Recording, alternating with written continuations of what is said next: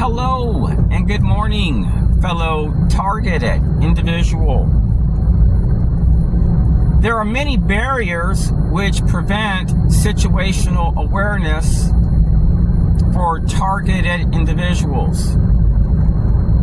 And these barriers typically revolve around a hierarchy within a community or within a state or the federal government. Because if those people go against their chain of command, their superiors, and their partners, they're perceived as not being a team player. So there are people which turn a blind eye to these activities in a community, knowing that these activities are life-threatening. So the perpetrators don't want you to experience inclusion in the sense that you should be treated like other citizens, or your privacy and your space is respected. See, our enemies, they try to violate your space. And they may go into a restaurant, an airport, a hotel, a school, a park, where you fish, because they want to violate your space. These are threats to public safety and our security. And they have leadership, they have support, inclusion, and trust and support. But you don't really see that for TIs. There's really not a lot of leadership, trust, or support. And I'm pretty much like in a yellow state of awareness, where I'm calm, but when I go walking, I'm very aware of my surroundings. And if I'm confronted by a threat, I don't just react in a manner which is hostile. I'm constantly working on ways I can de-escalate problems. How can I walk away from this problem? How can I live in peace in my community and enjoy my environment? So, if you are being confronted upon arrival to different cities by members of like fire departments, like in Tampa, you're perhaps wondering, why didn't these people call the police? You're just eating a meal and celebrating your aunt's birthday, and you're being confronted. Well, those types of activities come across to the target as disrespectful. You haven't made any noise, you haven't done anything wrong, you're just eating. So why is somebody following you and abusing their immunity rights when they can simply just see what you're doing from the car? So there are people which abuse the situation and seek to get a reaction. They want to get a response. Let me give you an example. A while back, I was at a gas station and I had a problem with a veteran that showed up at this gas station, and while I'm in line, the police chief was behind me for this community. It's the only time this has ever happened. He didn't say a word to me. He wasn't mean to me. He didn't harass me. But it made me wonder, are these veterans which have harassed me a partner to police? And if that was police's way of showing support. Because a lot of what these perpetrators do is nonverbal. They show up and disrespect the target in hopes of getting a reaction by utilizing surveillance and excessive confrontations as a way to annoy the target. Now, if you are a TI and you are experiencing odd stuff while on the road and in your community, just get on the road and go to a place where you typically do not go to and just pull off the road. Let's say you live in Orlando. Well, take a drive to Clearmont, Florida, or some small town and pull off into some plaza. Sit in your car for like 5 minutes and see what you see. Sometimes the perpetrators will come your way when you least expect it. Let me give you an example. One day I drove to this place called Clearmont, Florida, and I went to a Publix. And the exact moment I arrived, a guy in a black SUV arrived. I bought one cake and 4 other different items. He bought the same exact cake and the same exact items. So while I'm in line, he goes, "Sss." And he had a kid with him. He was wearing black shades, a black suit. It made me wonder. And then yesterday, I go to Publix and I just pull off the road.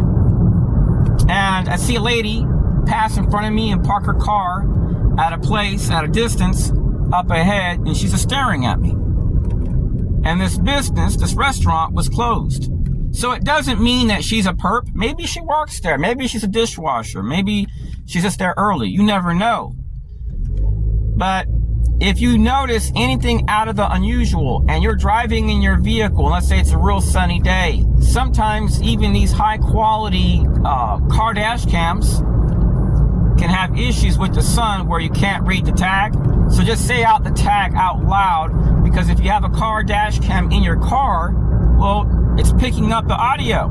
So it's recording. So you can go back and hear that person's tag. So I'm going to give you an example of what occurred yesterday. I'll share an illustration, but the person, I haven't checked their information. I'm not saying they're a perp. I'm just giving you guys some tips for things to look out for. So that way, if you're experiencing anything unusual, you can gather tags, because sometimes you can have an experience with one person and then have an experience with them months later in a different city or different community. And that's happened to me. And by recording at all times while I'm out and saving anything, which could potentially be surveillance, sometimes helps to figure out who I'm dealing with, what type of groups, who's hiring these people. Okay, now yesterday I took a little drive, and you can see here Orlando's not like super close, and I drove to this little unheard of town called Clearmont, Florida. And a few years back I go there, and a guy in a black SUV, every time he passed by me, he would whistle one time, and he bought the same exact items I did. I bought 5 items, he bought the same cake, and 4 other items that I bought. It was really weird. Anyways, I go back, and I had been there in a long time, and I decided to do an experiment. I would take this highway right here. I turned on this East Division Street, came right in here, and then I parked my car right here, nearby this white car, but more towards this bush. And this lady passes by me, and she pauses right where my car is at, and she parks over here at this where this restaurant is at, and they were closed. So she's parked at the first parking spot right over here where this tree is at. We're seeing satellite imagery, so we're seeing from above, but below that tree I could see her clearly, and she's looking right at me. She pauses right as I'm parked right there. This is within less than, I don't think I was even there, not even 5 minutes. So something told me just, drive by, get the tag, go around this place right here, the parking lot, and come out this exit to leave. Now, I was wondering if somebody is coming in here, most likely they're going to park where all the other cars are at. But if this restaurant is closed, and somebody's parking, going into the lot, parking, reversing, and looking right at me, that could be potential signs of surveillance. So that doesn't mean the person is doing anything wrong, they're a threat to you, but those are things to look out for, because you never know who you're dealing with. And if you notice that a vehicle pulls up, when you pull up into a parking lot and you park towards the back where there's very few cars, and that vehicle pulls up like in front of you, or they reverse, then you want to look for stuff like that. Also, here's another thing you want to do. While I was parked here, I seen a vehicle cut in front of my vehicle, and this restaurant right here is closed. So one thing I want to do is, if I see somebody is potentially surveilling me, I want to get their tag. Like this one right here is 54CGXA. So as you can see, this place is closed. There's nobody here. What can you do to get away from this threat or alleviate the suffering you're experiencing? If you've written the government, you've contacted the FBI, CIA, NSA, and they're all slamming phones, you may want to look at places where you can live and not be harassed by a defense contractor, where it's going to be unlikely that a foreign targeting opportunity can be accessed by that population of people. So you may want to look at Russia, Nicaragua. If you go to Colombia, Mexico, Costa Rica, those are good places. They have nice areas there, but that government there has lots of contractors and partnerships. And the police will target you there on behalf of the CIA or FBI or Department of State. You'll be followed by transgender people, LGBT. It can be a little IT company ran by some butch lady. There are so many companies that work with the U.S. Go to a country where it's like, hey, you can get away from all the perversion, all the BS, and enjoy your life, free of harassment, free of, dealing with these types of people. So say no to violence, say no to terrorism. God bless. Peace. And the problem we have is a lack of communication. Even if there's no trust, if we can't share our side of the story, then that means that we can't really trust the system. Because if you can make a report in the FBI and CIA and we can't access that Privacy Act request, then we don't know where you're coming from. We don't know if you're using false reports and just slandering patriots as if they're all terrorists. So we have to be very careful, fellow TIs, when we're out in the community. There are some targets which are being entrapped, and they'll use women. If you go out into nature, be recording in any area, especially if you're a male, in any area which looks like isolated where there's lots of trees. Because these are people that are clandestine, typically, which are targeting targets, and they're outsourced. They may work for a CIA contractor. They're all over the place. In the Orlando area, Tampa, they have them in Fort Lauderdale, Winter Garden, Florida, the Tampa area. So Northwest Florida, they're all over the place. But I mean all over the place, not like they're like literally all over the country. They've been doing this the entire time, fellow TIs, even without FBI oversight and approval from the Attorney General at times.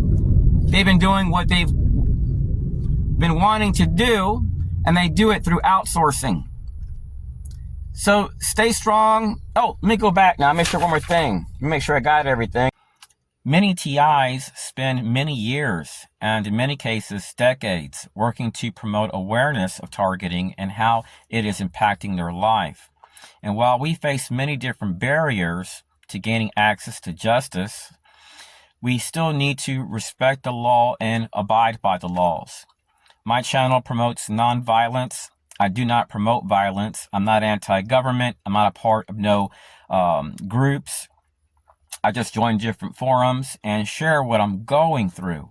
What I experience is not the same thing the majority of targets and the targeted individual community experience. My thing is just talking about surveillance. It's pretty much it. That's what I've experienced in Florida. Confrontations, harassment, and surveillance.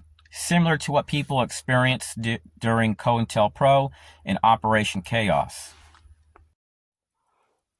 Okay, these are all different agencies I contacted when I lived in Texas. And it's not all the people that I contacted. It's just a condensed version. I reached out to like NSA, DNI, National Counterterrorism Center. I have videos. NSA, and you just hit the phone click, FBI. There's a lot of other links I haven't added to this concerning like groups tied to, what do you call these groups, like congressional affairs units and other groups. So never received no help. Does a terrorist contact federal agencies? Nope. Only people that are genuine that are seeking help. So I've reached out to cities, I've spoken to politicians, no response.